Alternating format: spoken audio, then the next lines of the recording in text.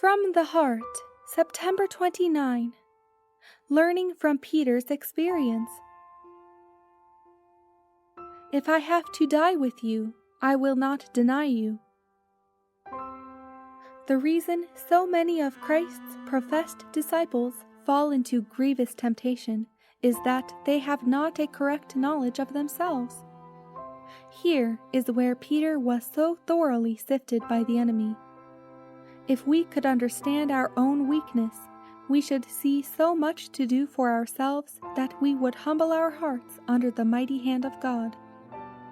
Hanging our helpless souls upon Christ, we would supplement our ignorance with His wisdom, our weakness with His strength, our frailty with His enduring might.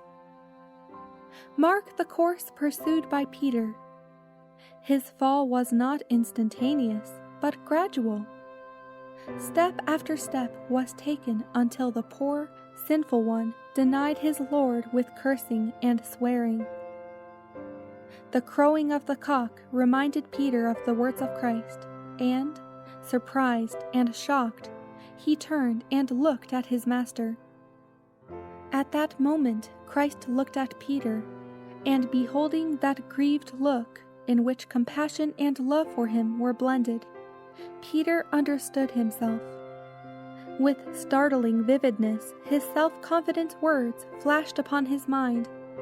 Although all shall be offended, yet will not I. I am ready to go with thee, both into prison and to death. And yet he had denied his Lord with cursing and swearing. But Peter was not left in hopelessness. The look that Christ had given him brought a ray of hope to the erring disciple. He read there the words, "Peter, I am sorry for you. Because you are sorry and repent, I forgive you." While Peter's soul was passing through such deep humiliation, through the awful struggle with satanic agencies, he remembered the words of Christ, "I have prayed for thee," and they were to him a precious assurance. In Peter's fall, we have before us our own individual cases.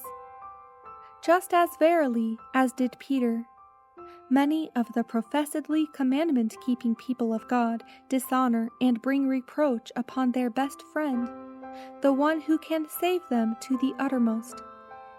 But the Lord would restore to Himself all who have put Him to shame by their unscriptural course of action.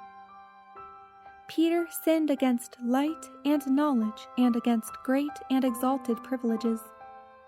It was self-confidence that caused him to fail, and it is this same evil that is now working in human hearts.